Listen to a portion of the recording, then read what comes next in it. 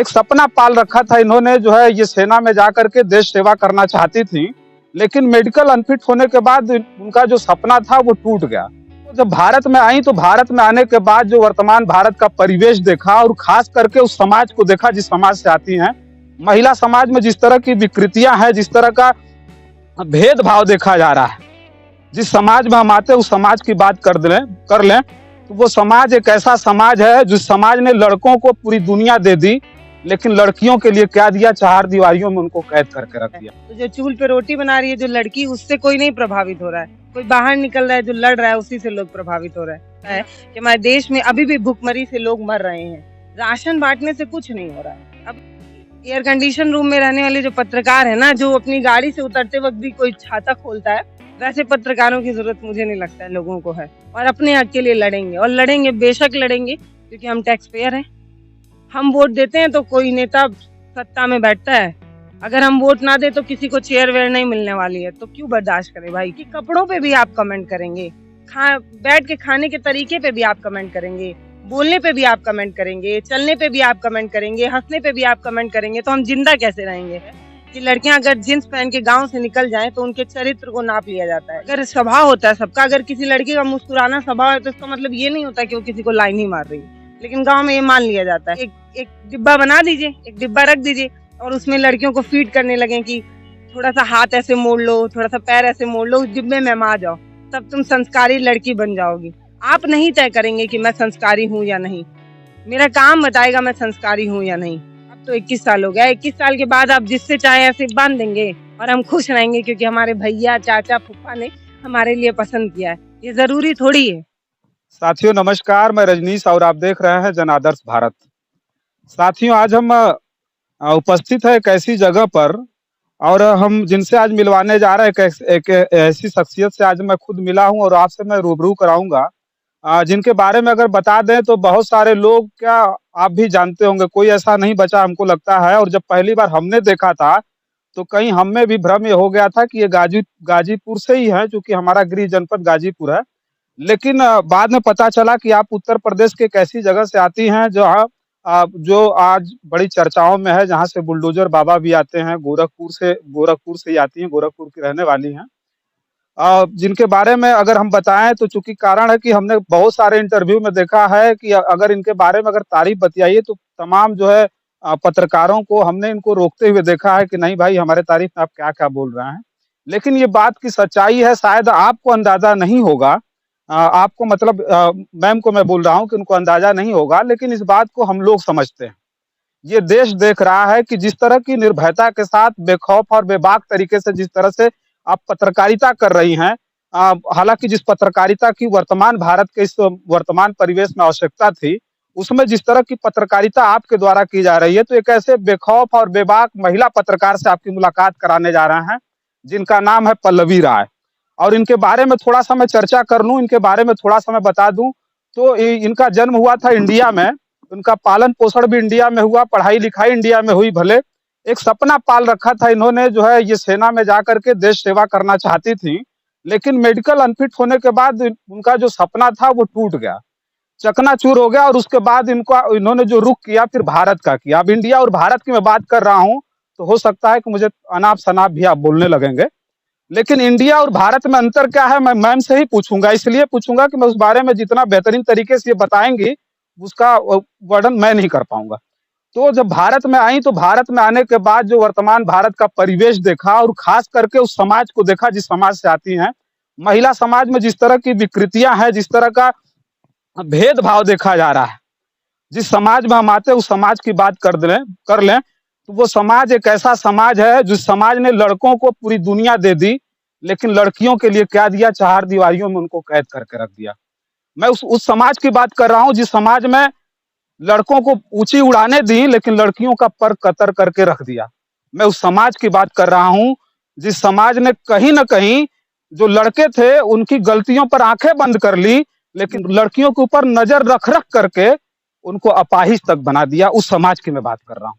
एक ऐसी महिला पत्रकार से मैं बात कर रहा हूँ, जिनसे जो है आपसे भी मिलवा रहा हूँ, जिनसे मैं इतना ज्यादा इंस्पायर हूँ, इतना ज्यादा प्रभावित हूँ कि मुझे गर्व की अनुभूति हो रही है और आपको भी गर्व की अनुभूति होगी मुझे अच्छा लग रहा है कि एक सामान्य तरीके से हमारे बीच में वो हैं और मुझे अंदाज़ा नहीं था क्योंकि मैं 2-2 बार इनके इंटरव्यू के लिए गोरखपुर गया। ये हालाँकि मेरी गलती थी, मेरे पास कोई कॉन्टैक्ट नंबर नहीं था, मैं कॉन्टैक्ट नहीं किया, मैं लौट के आया। लेकिन आज मेरे लिए सौभाग्य की बात है कि मैं आज मिल रहा हूँ। तो सबसे पहले आपका हमारे चैनल में बहुत-बहुत स्वागत। बहुत-बहुत धन्यवाद आपका भी और आपके प्यारे-प्यारे दर्शकों का भी। यही हमारी ताकत है, ये दर्शक, तभी हम शायद इतनी मजबूती से बोल पाते हैं। अगर ये ना होते, तो मैं भी शायद अभी कहीं चूल्ह पे रोटी-वोटी बना रही होती। लेकिन लोगों ने इतना सहयोग दिया है कि आज अपने लिए नहीं, अपने समाज के लिए नहीं, अपने देश के लिए लड़ लेते हैं।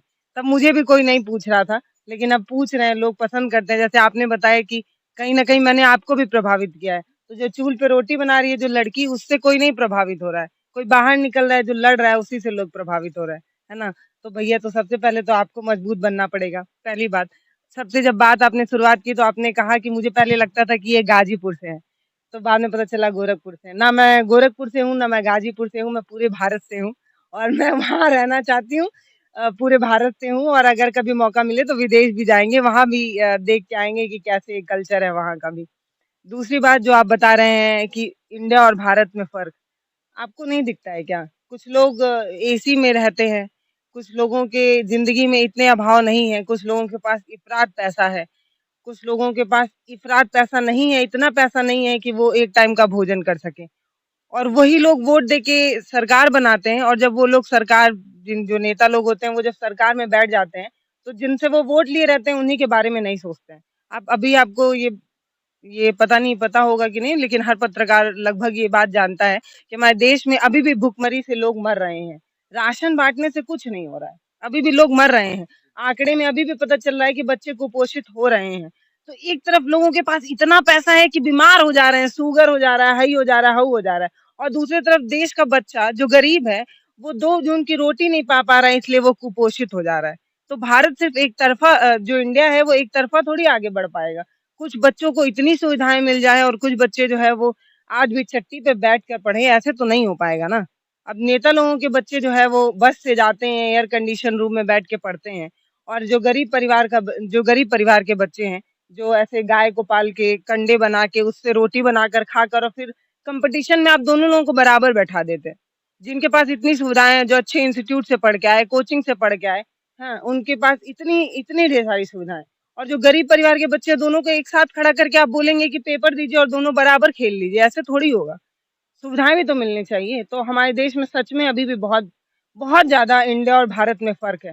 शहर में 1 घंटा जाम लगता है तो आपकी मेन स्ट्रीम मीडिया चिल्लाते नज़र आती है, लेकिन किसान की 3-3 सौ एकड़ फसल जली है, कौन-सा मीडिया आपको किसान की समस्या बताते दिखा है? इन 2-3 महीने में आप मुझे बता दीजिए। कोई भी टीवी मीडिया आप ही बता दीजिए। हम जैसे सोशल मीडिया वाले जो हैं वो भले पहुँच जाते हैं, किसी गरीब किसान की बात करते हो, पर जो एयर कंडीशन रूम में रहने वाले जो पत्रकार हैं ना, जो अपनी गाड़ी से उतरते वक़्त भी कोई छाता खोलता है, वैसे पत्रकारों की ज़रूरत मुझे नहीं लगता है लोगों को है। मैं अभी किसी भी चाची-दादी से पूछिए, तो वो किसी का नाम जानती होंगी, बस उनको पता है कि हर वो जो मेन एंकर है, वो गोरी-चिट्टी दिखती हैं, सुंदर-सी, बस इतना पता है। उससे किसी का पेट नहीं पलता है, उससे किसी की समस्या का समाधान नहीं होता है। मान लीजिए ये जो फसल है 6 महीने पालता है किसान, बारिश में, ठंडी में, पानी चलाएगा, खाद चलाएगा, इस चिलचिलाती धूप में जब लोग घर से बाहर नहीं निकलते हैं, तब वो लोग इसमें वो डालते हैं, बीज डालते हैं, खाद डालते हैं, इतनी चिलचिलाती धूप में और उसके बाद खड़ी-खड़ी फसल जल जाती है, एक तार टूटने की वजह से, तो फिर कोई पूछने भी नहीं आता है कि बिजली विभाग की गलती है, कि किसकी गलती है। बस इतना पता है कि गरीब इंसान की किस्मत में ये लिखा ही है। उसके साथ सब शोषण करेंगे, वो बर्दाश्त करता रहेगा क्योंकि वो गरीब है। ऐसे तो नहीं हो पाएगा ना, कोई तो आएगा बोलने।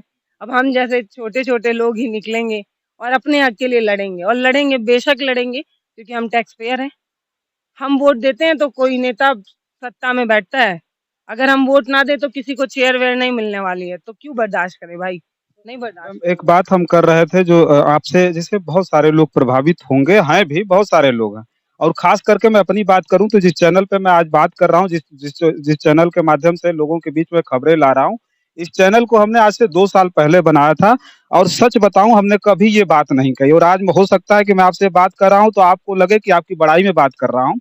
लेकिन ऐसा कुछ नहीं है। हमने जब आपको देखा गाज़ीपुर की कई चीज़ों को हमने देखा, छोटी-छोटी चीज़ों से छोटे-छोटे लोगों को आप प्रभावित कर रही थी, प्रोत्साहित कर रही थी आप। तो हमको लगा कि गाजीपुर से हैं और हमको तब लगा कि हमको भी करना चाहिए।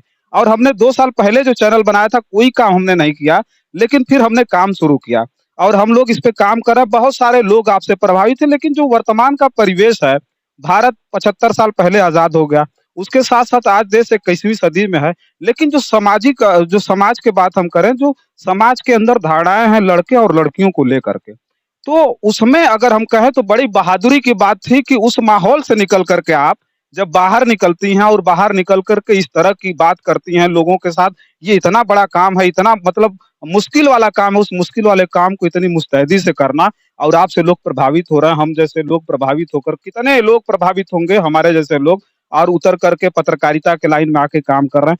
तो आपने इस तरह का निर्णय कैसे लिया, कब लिया था आपने? देखिए, ये पहली बात तो ये कि आप प्रभावित हो रहे हैं, इसके लिए बहुत-बहुत धन्यवाद। मुझे कभी नहीं लगा कि मैं कभी किसी को प्रभावित कर पाऊँगी। जो खुद ही अपनी समस्या से इतनी परेशान है जो लड़की, जो खुद अपने जी ले इसलिए लड़ रही है, उसके बाद अगर कोई सामने से आके कहता है कि हम आपसे प्रभावित हैं, तो मतलब सच में ये मानना पड़ता है कि कुछ तो काम किया है मैंने कि आप लोग इतना तारीफ़ कर रहे हैं। अब रही बात जो आप बोल रहे हैं कि कैसे निकली, निकली तब ना मैं भी मुझे ज़्यादा इतना पता-वता नहीं था। मैं शहर से पढ़ी-लिखी लड़की थी। जब गाँव में मैं गई तब मुझे पता चला कि इंडिया वाला और भारत वाला जो फ़र्क है वो तभी मुझे पता चला। जब तक मैं ग्रेजुएशन फर्स्ट ईयर तक थी, तब तक तो मुझे खुद ही नहीं पता था कि लड़कियों के साथ इतना भेदभाव होता है। जब मैं अपने गाँव गई तब जाके मुझे पता चला कि कपड़ों पे भी आप कमेंट करेंगे, बैठ के खाने के तरीके पे भी आप कमेंट करेंगे, बोलने पे भी आप कमेंट करेंगे, चलने पे भी आप कमेंट करेंगे, हँसने पे भी आप कमेंट करेंगे, तो हम ज़िंदा कैसे रहेंगे? अभी आप पता नहीं आप लोगों के घर में ऐसा होता है या नहीं, लेकिन जो भारत है वहाँ पे अभी भी ऐसी स्थिति है कि लड़कियां अगर जींस पहन के गांव से निकल जाएं तो उनके चरित्र को नाप लिया जाता है। ये बताया जाता है कि लड़कियां अगर जींस पहनती हैं तो वो लड़कों को दिखाने के लिए पहनती हैं। मेरा मन नहीं है क्या कि मैं अपने मनपसंद कपड़े पहनूं। अगर आप लोग नेकर पहन के निकलते हैं तो आप लोग भी लड़कियों को दिखाने के लिए पहनते हैं, नहीं ना?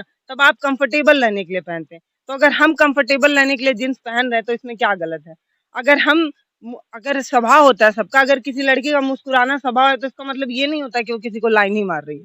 लेकिन गांव में ये मान लिया जाता है। थोड़ा-सा अगर लड़कियाँ सज-संवर के निकल लें तो उसके लिए भी सवाल होने लगता है।